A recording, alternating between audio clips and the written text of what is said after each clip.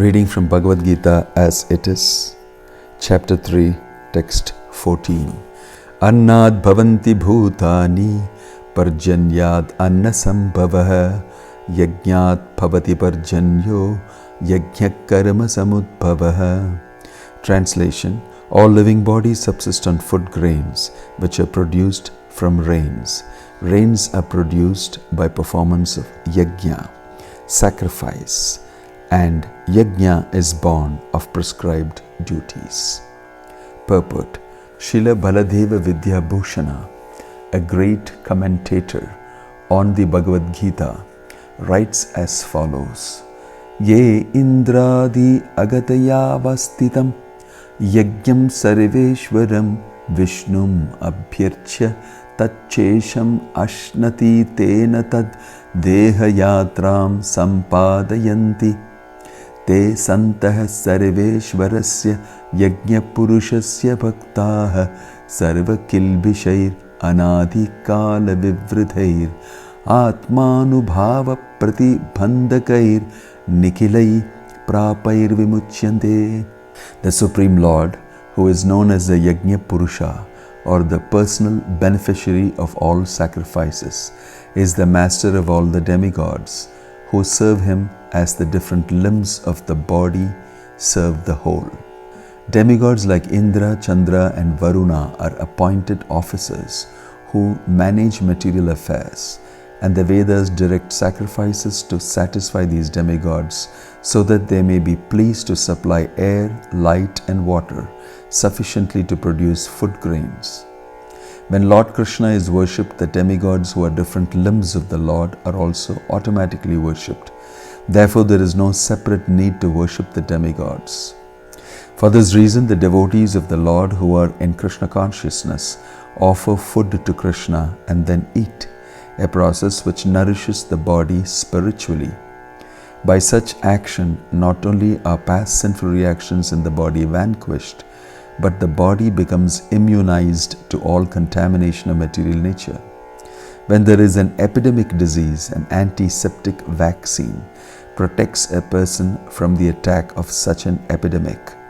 Similarly, food offered to Lord Vishnu and then taken by us makes us sufficiently resistant to material affection, and one who is accustomed to this particular practice is called a devotee of the Lord. Therefore, a person in Krishna consciousness who eats only food offered to Krishna can counteract all reactions of the past material infections, which are impediments to the progress of self-realization. On the other hand, one who does not do so continues to increase the volume of sinful reaction, and this prepares the next body to resemble hogs and dogs, to suffer the resultant reaction of all sins. The material world is full of contaminations, and one who is immunized by accepting prasadam of the Lord, that is food offered to Vishnu, is saved from the attack, whereas one who does not do so becomes subjected to contamination. Food grains or vegetables are factually eatables. The human being eats different kinds of food grains, vegetables, fruits, etc., and the animals eat the refuse of the food grains and vegetables, grass, plants, etc. Human beings who are accustomed to eating meat and flesh must also depend on the production of vegetation in order to eat the animals. Therefore, ultimately, we have to depend on the production of the field and not on the production of big factories. The field production is due to sufficient rain from the sky, and such rains are controlled by demigods like Indra, sun, moon, etc., and they are all servants of the Lord. The Lord can be satisfied by sacrifices, therefore one who cannot perform them will find himself in scarcity. That is the law of nature. Yajna, specifically the Sankirtana Yajna, prescribed for this age, must therefore be performed to save us at least from scarcity of food supply.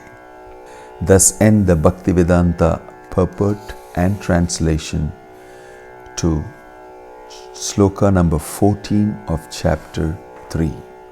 These are readings from the Bhagavad Gita as it is, with commentaries by His Divine Grace A.C. Bhaktivedanta Swami Srila Prabhupada. I am Bhakti Vinoda Swami, your servant. Hare Krishna,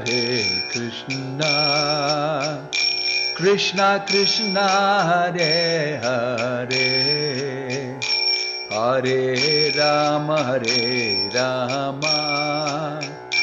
Rama Rama, Hare Hare. Hare Krishna.